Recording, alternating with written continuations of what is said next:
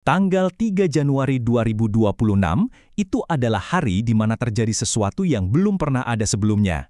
Nah, hari ini kita bakal bedah tuntas gimana ceritanya dan kenapa seorang presiden yang lagi menjabat bisa sampai ditangkap. Oke, kita langsung aja ke intinya ya. Fakta yang paling bikin geger. Untuk pertama kalinya dalam sejarah modern, Amerika Serikat menangkap pemimpin negara lain yang masih aktif menjabat.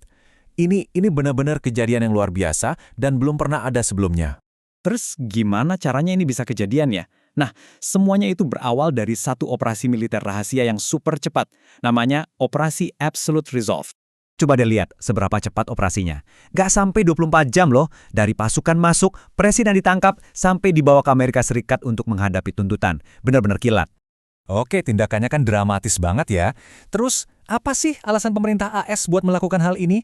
Nah, sekarang kita lihat tuduhan resminya. Jadi inti dari kasus yang dilayangkan AS ini, tuduhannya serius banget, narkoterorisme.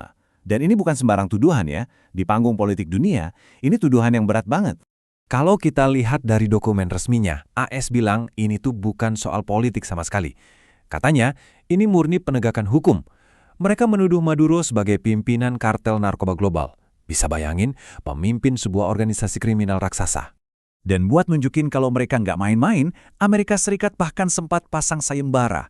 Hadiahnya $15 juta untuk siapapun yang bisa ngasih info sampai Maduro ketangkep. Nah, sekarang kita pindah ke Venezuela. Begitu Maduro ditangkap, apa yang terjadi? Tentu aja, langsung terjadi kekosongan kekuasaan. Dan ya, ujung-ujungnya, kekacauan.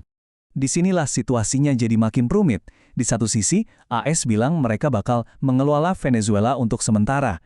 Tapi di sisi lain, wakil presidennya, Maduro, Delcy Rodriguez, langsung maju dan bilang, saya presiden barunya. Kami akan melawan. Jadi langsung ada perebutan kekuasaan nih. Tapi banyak orang di seluruh dunia yang mulai curiga. Apa benar ceritanya cuma segitu? Nggak lama, muncul deh narasi lain, cerita dari sisi yang berbeda. Dan ini dia pertanyaan besarnya. Apakah semua ini beneran soal keadilan dan memberantas narkoba? Atau jangan-jangan ada hubungannya sama sesuatu yang jauh lebih berharga yang ada di bawah tanah Venezuela? Nah, ini dia konteks yang bisa mengubah cara kita melihat segalanya. Fakta pentingnya adalah, Venezuela itu punya cadangan minyak terbukti terbesar di planet ini.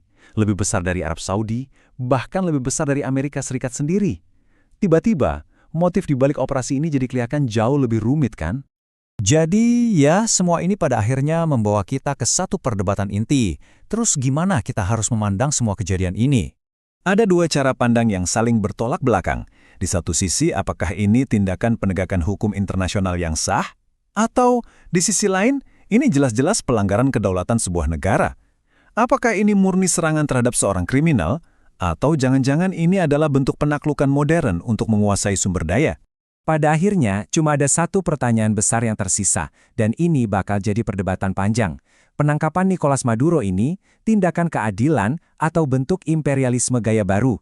Jawabannya, apapun itu, bisa jadi akan membentuk bagaimana hubungan antar negara berjalan ke depannya.